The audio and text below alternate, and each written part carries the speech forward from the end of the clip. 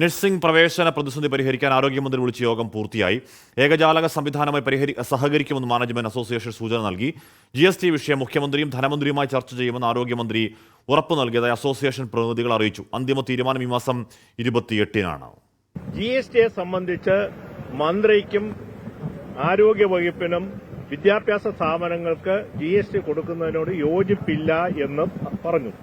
പക്ഷേ GST ഒരു നിലപാടെടുത്തിരിക്കുന്നത് കൊണ്ട് ധനകാര്യമന്ത്രിയുമായും മുഖ്യമന്ത്രിയുമായും ചർച്ച നടത്തിയിട്ട് ഉടനെ തന്നെ ഒരു തീരുമാനം അറിയിക്കാം എന്നാണ് മന്ത്രി യോഗത്തിൽ പറഞ്ഞിട്ടുള്ളത്. അസോസിയേഷൻസ് എല്ലാം ഏകജാലകം നടത്തുന്നതാണ്. ഞാൻ പറഞ്ഞല്ലോ 28-ാം തീയതിയുള്ള നമ്മുടെ കൌൺസിൽ തീരുമാനമനുസരിച്ച്. അലക്സ മുഹമ്മദാണ് ആ വാർത്തയുടെ വിവരം. അലക്സ, അപ്പോൾ ദീർഘനാളായി തുടരുന്ന ഒരു പ്രശ്നമാണത്, അത് പരിഹരിച്ചു എന്ന് പറയാമോ?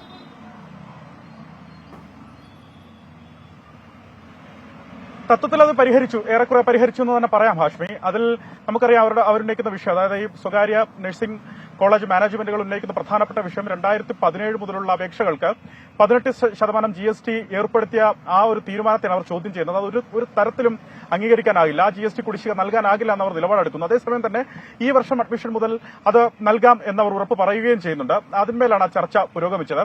അതിൽ നിന്നവർ പറയുന്നത് വിദ്യാഭ്യാസ സ്ഥാപനങ്ങൾക്ക് GST വേണ്ടെന്ന നിലപാട് തന്നെയാണ് ആരോഗ്യവകുപ്പിനും ആരോഗ്യവകുപ്പ് മന്ത്രിക്കും എന്നാണ് പറയുന്നത്. തങ്ങൾ ഉന്നയിച്ച കാര്യങ്ങളോട് അനുകൂലമായാണ് മന്ത്രിയും വകുപ്പും പ്രതികരിച്ചത്. പക്ഷേ GST കൌൺസിൽ എടുത്തൊരു തീരുമാനമാണ്. അത് ആരോഗ്യവകുപ്പിന് മാത്രം ആ തീരുമാനം മാറ്റാൻ സാധിക്കില്ല. അതിനാൽ ധനമന്ത്രിയുമായും മുഖ്യമന്ത്രിയുമായ വിഷയം ചർച്ച ചെയ്യണമെന്ന് ആരോഗ്യമന്ത്രി അവർക്ക് ഉറപ്പ് നൽകി അവരോട് പറഞ്ഞു എന്നാണ് പറയുന്നത്. അതായത് ആ വിഷയം മുഖ്യമന്ത്രിയുടെ കൂടി ശ്രദ്ധയിലേക്ക് വരുന്നു എന്നുള്ളതാണ് ഏറ്റവും പ്രധാനപ്പെട്ട കാര്യം. അതിനുശേഷം നിലപാട് അറിയിക്കാമെന്നാണ് പറഞ്ഞത്. ഇതിൽ ഏറ്റവും പ്രധാനപ്പെട്ട മറ്റൊരു കാര്യമുണ്ട്. 24-ന് നഴ്സിംഗ് കൌൺസിൽ യോഗം ചേരുകയാണ്. കഴിഞ്ഞ വർഷം അംഗീകാരം ഉണ്ടായ എല്ലാ കോളേജുകളിലും അപ്ലിക്കേഷൻ നൽകാം, അംഗീകാരം നൽകാം എന്ന ഉറപ്പ് നഴ്സിംഗ് കോളേജ് മാനേജ്മെന്റ് അസോസിയേഷൻ ലഭിച്ചു എന്നാണ് അവർ തന്നെ വ്യക്തമാക്കുന്നത്.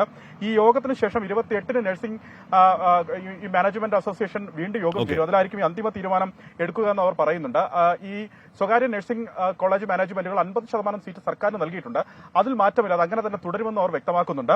ഇതിൽ ഏറ്റവും പ്രധാനം ഞാൻ നേരത്തെ സൂചിപ്പിച്ചതുപോലെ ഏകജാലക പ്രവേശന സംവിധാനവുമായി സഹകരിക്കും എന്ന് തത്വത്തിൽ അവർ ധാരണ എടുത്തിരിക്കുന്നു. അതിന്റെ സൂചന അവർ നൽകിയിട്ടുണ്ട്. അതിന്റെ അന്തിമ തീരുമാനം 24 നഴ്സിംഗ് കൌൺസിൽ യോഗത്തിന് ശേഷം 28-ന് ചേർന്ന അവരുടെ അസോസിയേഷൻ യോഗത്തിലായിരിക്കും ഉണ്ടാവുക. അലക്സ മുഹമ്മദാണ് വാർത്തയുടെ വിവരങ്ങൾ നൽകിയത്.